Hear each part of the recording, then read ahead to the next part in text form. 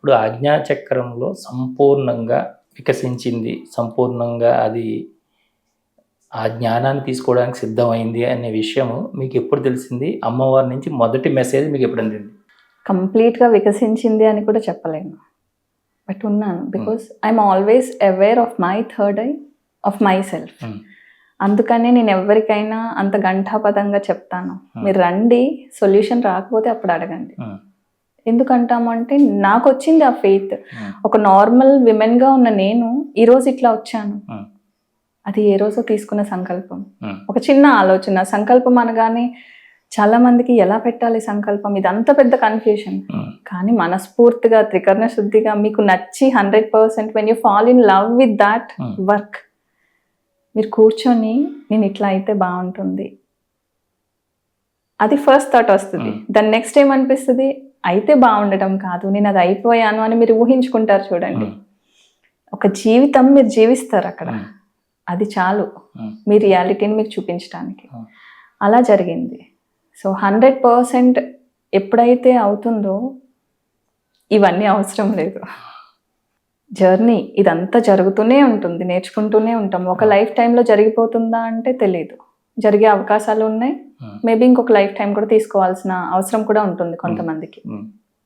అలా ఉంటున్నప్పుడు నేనంటూ ఏదో ప్రూవ్ చేసుకోవాలి. ప్రతి ఒక్కరికి ఒక ఐడెంటిటీ క్రైసిస్. ప్రతి ఒక్కరికి అని ఎందుకు మెన్షన్ చేస్తున్నాను అంటే, నాతో పాటు నా కొలీగ్స్ ఉంటారు, నా ఫ్రెండ్స్ ఉంటారు, వెల్ విషర్స్ అందరూ ఉంటారు.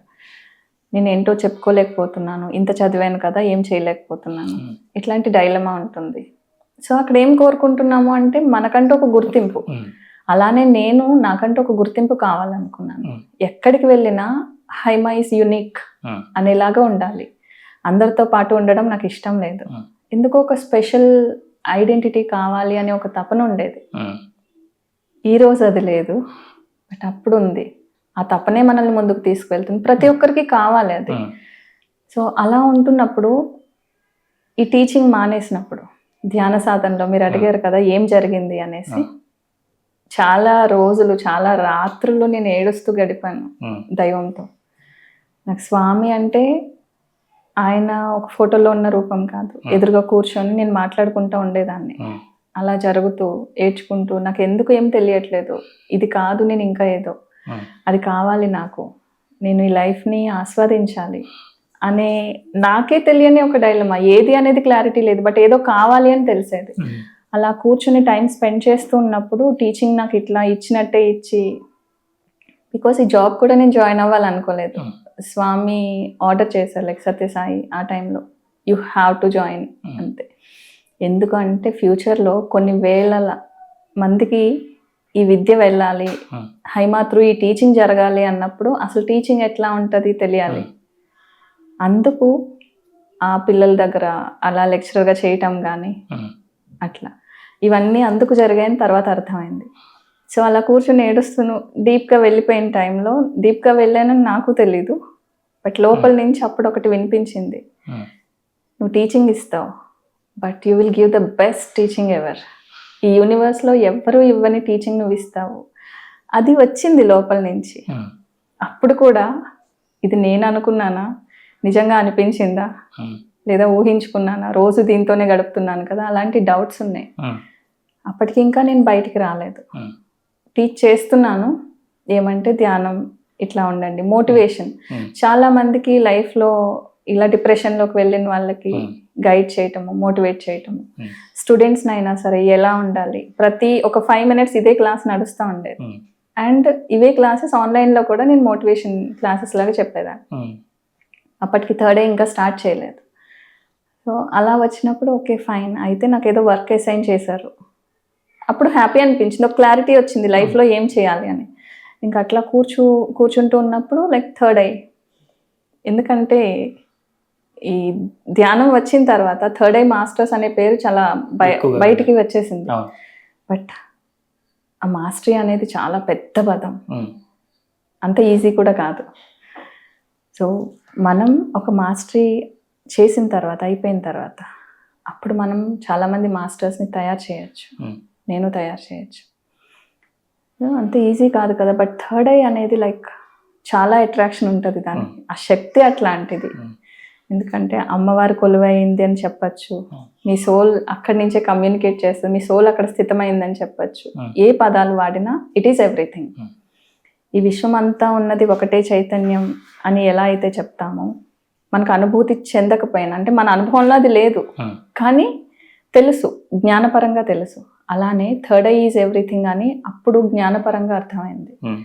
అర్థమైనప్పుడు ఈ టీచింగ్ని అసలు ఏమొస్తుంది, హైమా ఏం టీచ్ చేస్తుంది, ఇట్లా ఉన్నప్పుడు ఈ థర్డ్ ఐది చూస్తూ ఉన్నాను, ఎక్స్పీరియన్సెస్ వింటూ ఉన్నాను. సడన్లీ ఒకరోజు నువ్వు థర్డ్ ఐ యాక్టివేట్ చేయగలుగుతావు. సో ఒకరి క్లాస్ వినటం జరిగింది, మా పాపకు కూడా అట్లా. దెన్ డైలీ ఎవ్రీ సెకండ్ ఒక 1 hour క్లాస్ ఉంటే ఆ 1 hourలో ఎవ్రీ సెకండ్ నాకు కావాల్సింది ఏదో ఉంది ఇక్కడ, బట్ ఇది కాదు. ఆ ప్రతి సెకండ్ వెయిట్ చేశాను. ఒక రోజు వచ్చింది, ఇట్ వాజ్ లైక్ 11వ రోజు. అంటే తను నేర్చుకుంటోంది ఈ ప్రాణాయామాలు ఇవన్నీ. ఆ 11వ రోజు వచ్చేటప్పటికి నాకు ఇట్లా అనిపించింది, ఎస్ ఇది నాకు కావాలి. అంటే ఆల్రెడీ మనకు గత జన్మ సంస్కారాలు ఉన్నప్పుడు ఏది వింటే మనం కనెక్ట్ అయిపోతాము, దానికోసం ఆత్మ మనల్ని రెడీ చేసి పెడుతుంది, ఉవ్విళ్ళు ఊరుతుంది మనసు. ఆ తహతహ అది అనుభవించిన వాళ్ళకే తెలుస్తుంది. ఇంకా అది వచ్చిన తర్వాత చాలా స్ట్రాంగ్గా, ఇంకా మేబీ నా వరకు నేను అప్పుడు ఇట్లా ఉన్నదాన్ని ఇట్లా నిటారుగా నా నడుము, నా వెన్నుముక్క ఇట్లా నిలబడింది. అది ఒరిజినల్ స్థితి. ఆ తర్వాత జస్ట్ నువ్వు పిల్లలకి థర్డ్ ఐ యాక్టివేట్ చేయగలవు. ఇవన్నీ ఎప్పుడు అనిపించేది, నాకు ఏ ఎక్స్పీరియన్సెస్ లేవు కానీ ఇవన్నీ అనుభూతులే. నాకు అప్పుడు ఇవి అనుభూతులని తెలియదు, ఏదో న్యాచురల్గా జరుగుతుంది అనుకునేదాన్ని. అట్లా జరుగుతున్నప్పుడు జస్ట్ మా అపార్ట్మెంట్లో పిల్లల్ని కూర్చోబెట్టి ఓం చెప్పిస్తే చాలు, వాళ్ళు ఇలా చేసేసేవారు. ఈ third I blind fold I చేసుకొని అన్ని వాళ్ళకు చక్రాస్ యాక్టివేషన్. నాకు అనుభూతి లేకపోవచ్చు. ఇక్కడ ఎలా ఉంటుందంటే గురువు అనేవాడు ఏదైనా చెప్తే వాళ్ళు ఎదుటి వాళ్ళు చేయాలంతే. గురువు గోత్రు అయినవన్నీ అవనవసరంలా. అంటే ఆల్రెడీ నేను ఆ మెట్టెక్కి ఇక్కడ కూర్చున్నాను, నా దగ్గరకు వచ్చే వాళ్ళని తీసుకెళ్ళి నేను ఇక్కడ కూర్చోబెడతా తప్పించి, థర్డ్ ఐ దగ్గర కూర్చోబెడతా తప్పించి మళ్ళీ మూలాధారం నుంచి ఎక్స్పీరియన్స్ చేసుకురండి అని చెప్పను. వాళ్ళు అవన్నీ పడక్కర్లా. అందుకే ఎలాంటి గురువుని చూస్ చేసుకోవాలి అనేది కూడా ఉంటుంది బాహ్యపరంగా. బట్ మీకంటూ ఒక గురువు ఉంటాడు ఖచ్చితంగా. వాళ్ళు కనెక్ట్ అయినప్పుడు మీ లోపల మీకు అనిపిస్తుంది, ఎస్ ఈమె కోసం నేను ఇన్నాళ్ళు వెయిట్ చేశాను, ఇంతకాలం వెతికాను, ఇంత జర్నీ చేసి వచ్చాను. సో ఆ కష్టమో లేదంటే ఆ టైం పెట్టడం ఇదంతా అప్పటికి సఫలీకృతం అయింది అనిపిస్తుంది. అలా జరిగింది. ఇంకా స్టార్ట్ చేశాను online classes. Third eye activation online classes చేయడానికి ముందు మీకు థర్డ్ ఐ యాక్టివేట్ అయిందనే విషయం మీరు ఎట్లా గ్రహించారు? అసలు థర్డ్ ఐ యాక్టివేట్ అవ్వాలి అనేది కూడా నాకు తెలియదు. లోపల అంతఃస్ఫురణ అంటాం కదా, నువ్వు పిల్లలకి ఇది చేయగలవనే మెసేజ్ ఎప్పుడైతే వచ్చిందో ఇమీడియట్ గా స్టార్ట్ చేసేసాను. బట్ దానికి ముందు జరిగాయి, అది థర్డ్ ఐ యాక్టివేషన్ అనేది తెలియదు అంతే. సో అలా ఉంటున్న క్రమంలో మనం meditation, third I Tratak meditation ఇవన్నీ చేస్తాం కదా, చేసి కూర్చున్నప్పుడు నాకు నైట్ అంతా ఏంటి అంటే కేవలం ధ్యాన సాధన, నిద్రపోవడానికి వేస్ట్ చేయాలనిపించేది కాదు టైం. అలా కూర్చున్నప్పుడు థర్డ్ ఐ దగ్గర ఏం జరిగింది, సడన్ గా లోపల నుంచి ఏదో మూవ్ అవుతుంది నాకు అనిపించింది.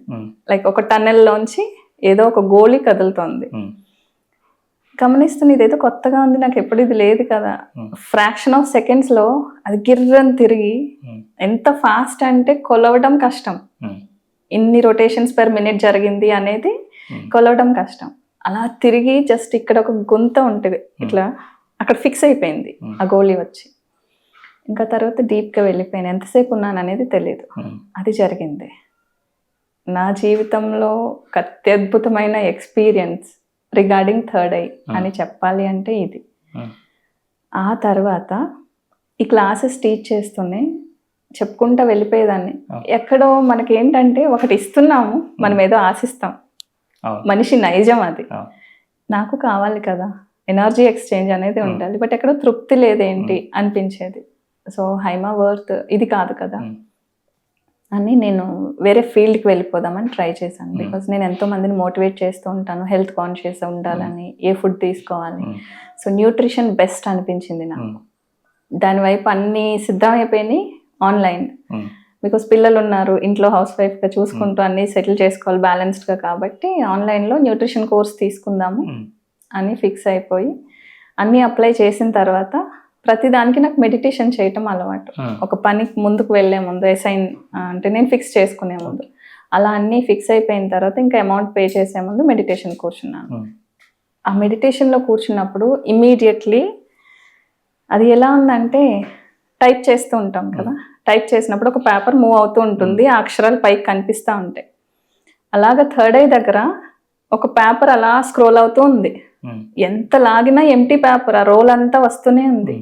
ఏంటి ఇట్లా తెల్ల కాగితమే వస్తుంది, ఎంతసేపు లాగుతారు, అసలు ఎవరు లాగుతున్నారు, ఇలా మూవ్ అవుతుంది తప్ప ఏం జరుగుతుంది నేను గమనిస్తా ఉంటే లాస్ట్కి వచ్చింది.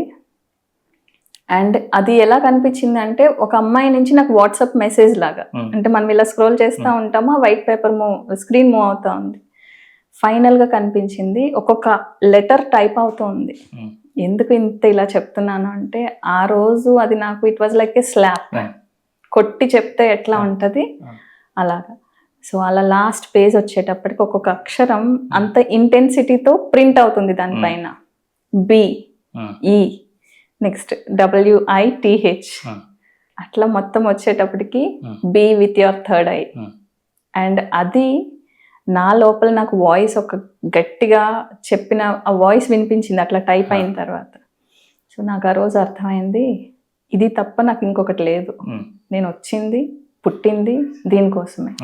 వేరే ఏ పాత్ తీసుకుందాం అనుకున్నా మనకు హాస్టల్ మాస్టర్స్ ఉంటారు, మన గైడ్స్ ఉంటారు, వాళ్ళు గమనిస్తూ ఉంటారు. మనం పాత్ తప్పుతున్నాము అంటే మళ్ళీ తీసుకొచ్చి గుంజి కూర్చోబెడతారు. సో ఆ డే నాకు అలాగా ఇంకప్పుడు ఫీజు పే చేయకుండా డ్రాప్ అయిపోయి కంప్లీట్ ఇంకా నా మనసు మొత్తం అంతా దీనిపైకి వచ్చేసింది. ఇంకా అక్కడి నుంచి నేను ఐ స్టార్టెడ్ ఎంజాయింగ్.